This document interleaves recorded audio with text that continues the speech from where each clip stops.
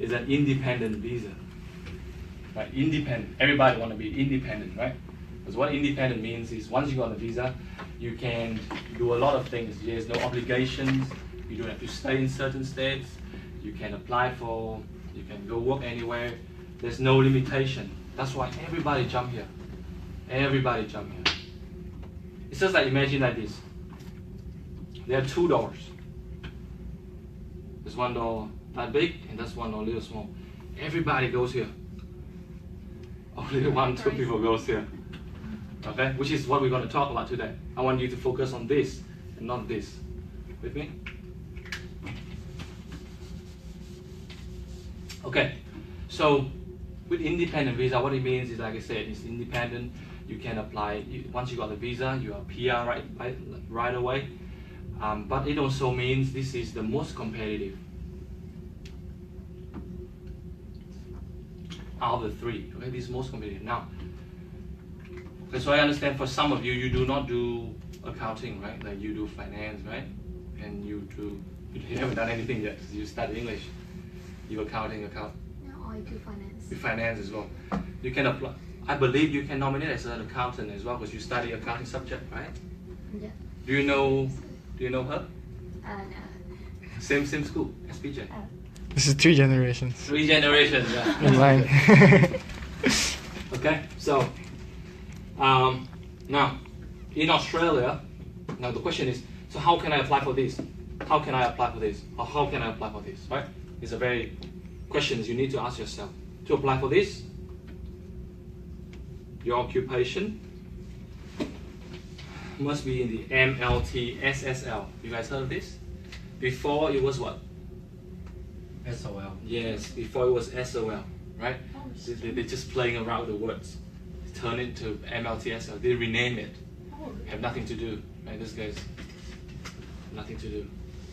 So only if your occupation is in the medium to long term skill shortage skill list, then you can apply for this visa. Okay, and this list is very limited. The number of occupations, very few, not much, right? And at the moment, general accountant is one of them. Okay, at the moment, I can't tell. After the 1st of July, I can't tell. You know what I mean? Because every year, 1st of July is the day where there's so many changes. Okay, so I can't tell. But at the moment, yes, you're still on the list. Okay. Now, for these 2 visa, your occupation will be on this list.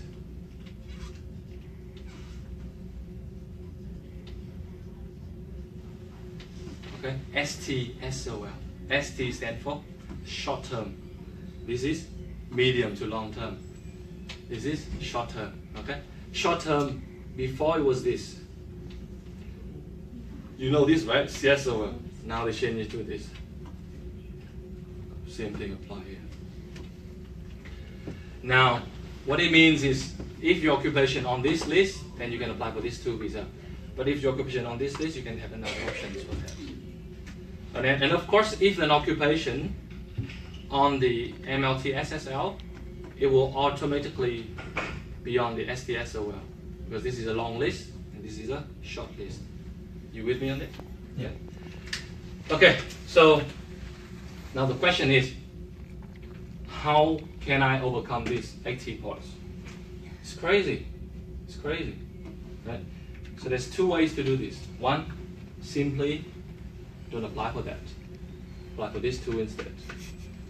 Okay? Why? Because with the 189, there is one concept I want everybody to understand. It's called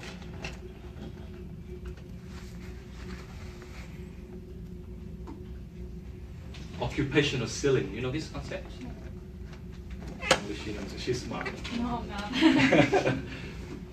Do you know what is occupational ceiling? Not really. Okay. Ceiling is the ceiling. It's the top. Occupational is the job. Right? What it means is just a cap for each occupation. For example, ETC, for example, in the financial year 15-16, we're looking at they give about 2,500 positions for accountants. Okay, so once it hits 2,500, that's it, done. They will not give any invitations. Okay, and as you probably, some of you already know, this occupation has been flagged.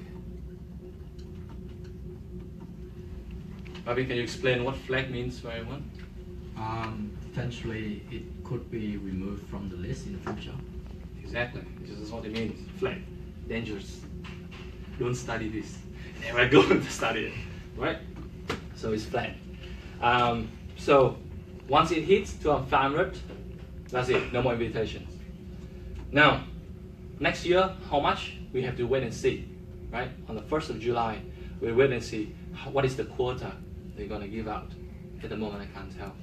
The good news for you guys is, for next financial year, they're still going to give out 190,000 positions for PR. Okay, next year, still the same as this year, which is the good news, because a lot of people thought that the government going to reduce, but they still did the same quota for next year. The number of migrants. Yeah, skilled migrants. Okay. We're looking at one same as this year. Okay, same, which is a good thing. Now, so look for the occupational ceiling. Remember this. This occupational ceiling, it will not apply to this and this. You know what I mean? So there's no such thing as there's a maximum number of people can apply for accountant in, let's say, South Australia or Tasmania. There's no maximum, there's no cap. You know what I mean? But for this visa, yes, there is a cap. Yeah? So, no occupational ceiling. Same like this. Okay, so what it means is you have more chance over here, isn't it? Okay. Now, so there's two things you can do with this recent trend of general accountants. As you know, the points have keep going up. 65, 70, now 80. And I just don't see it's going to go down. It might go down to 75 and that's about it. I don't see it's going to go down very much. Okay? So what it means, you need to consider this. Okay? Now, here's the things you need to be aware as well. There's no such thing as there's a limitation in number of visa you can apply for. So what it means is, as long as you have the money, right, cash, you can apply for 189, 190, or 489. There's no such thing as you cannot. Share with us, yeah, what is someone, right? So don't worry about that. But there's something you need to be aware as well, is that now let's talk about this. Is it clear for 189? Is it pretty clear now? Yeah. Right? 189. Now let's talk about 190. 190 is called states visa. Okay. 489, I'll talk later. This is a regional visa.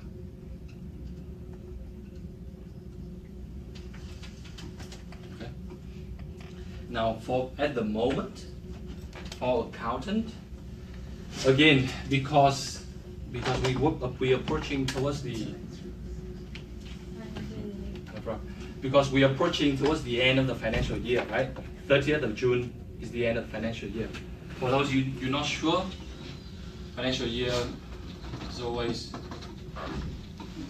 from the 1st of July to the 30th of June of the next year. This is the financial year. Okay, so you got the, okay, good.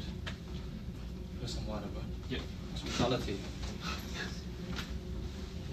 Sorry, I got it. You right? Thanks. No, you hear me. Yeah.